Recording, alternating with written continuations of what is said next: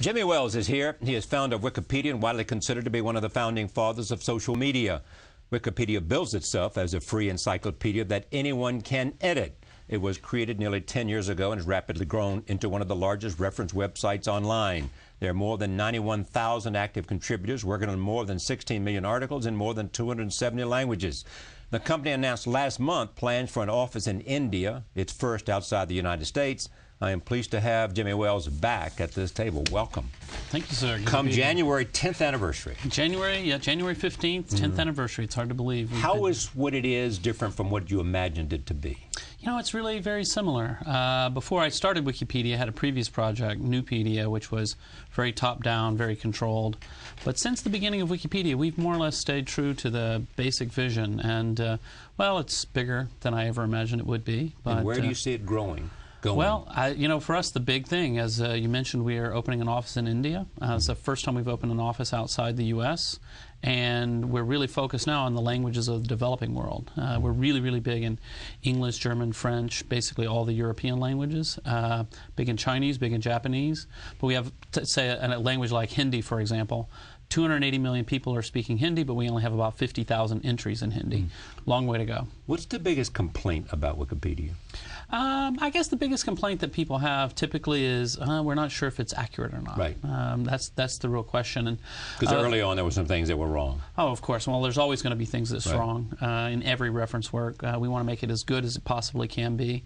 Sometimes I think we do ourselves some damage because we'll tell you. I think it's the right thing to do. You know, the following section doesn't cite any sources, or the neutrality of this has been disputed. Right. Probably the best place you can go for criticism of Wikipedia is our article called "Criticism of Wikipedia." You're so, right.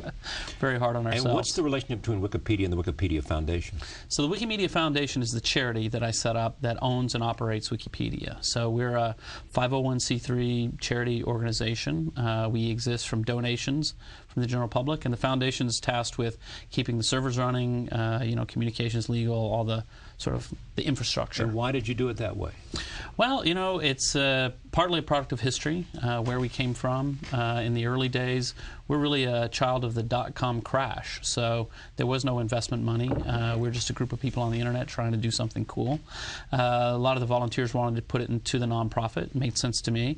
And I'm really proud of it as a nonprofit. I mean, I really feel like when people look back in 200, 500 years on this era, they'll say, oh, yeah, that Wikipedia was pretty remarkable. So you continue to raise money for it rather than letting it operate of its own possible resources. So, yeah, exactly. So because we're a charity, we don't run any advertising.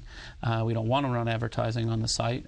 We mostly exist from donations from the general public. So every year we run a campaign, and well, this year they've slapped my face all over the site. So I'm getting a lot of people saying, oh, stop staring at me, Jimmy Wales. But, you know, it's all part of what we're trying to accomplish. And what's the relationship with the British Museum?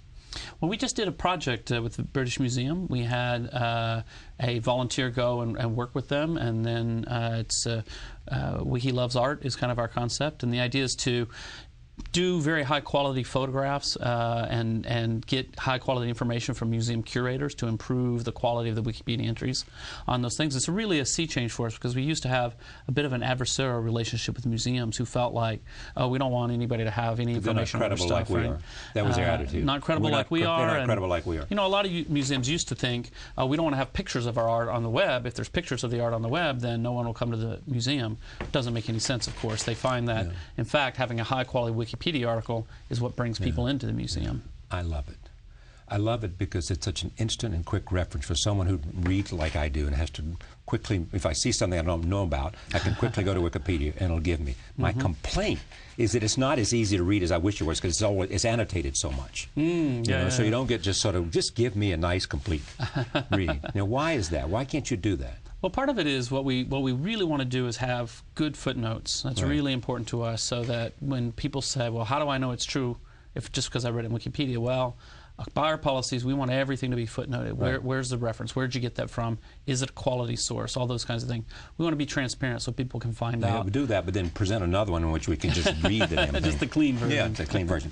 So in terms of social media, give me your own sense of the explosion of social media from you and Facebook and everything else. What is going to be its near and long-term impact?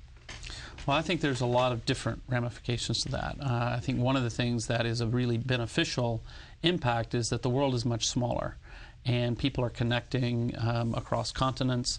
You know, people have friends in different places around the world. You begin to understand the humanity of people in other places all around the world rather than thinking of them as others. I think that's got to be good for peace. It's got to be good for people having a better understanding of others. But there's still, you know, I think there's still a lot of innovation that's going to happen. You know, Facebook is very young. We're not as young anymore, but we're still fairly new. And I think we haven't seen the end of what communities can come together to create. Here's what's true about Facebook. You clearly can see there an ambition to play a larger role. They just announced that they're going to get into emails, but they're not going to call them emails, they're going to call them something else. Right. You know, and it's not to be an email killer, they will say, but they are providing an alternative that they think will be bigger and better. Yeah, well, I mean, What do you think of that? I think it's very interesting. Haven't yet seen enough about the product. Interesting is not an opinion. It is an opinion. I'm just very interested in what they're doing. I mean, one of the classic problems with email is spam. And it's been a problem forever. You get all kinds of junk mail and things you don't want. The nice thing about Facebook is that everybody's identified. It's your friends, friends of friends. There's a way to identify if people are spammers or not. I think it's going to help a lot with that problem. But, you know, it's interesting. When you talk to young people these days, they hardly even use email. I mean, email is a dinosaur thing to some extent. So it's remarkable. Yeah, and what happened? How did they come to that? I think they're using Facebook to communicate with their friends. They're using Instant Messenger to chat, and just email didn't seem useful to them. Is that true for you or not? No, I live on my email. I'm a dinosaur.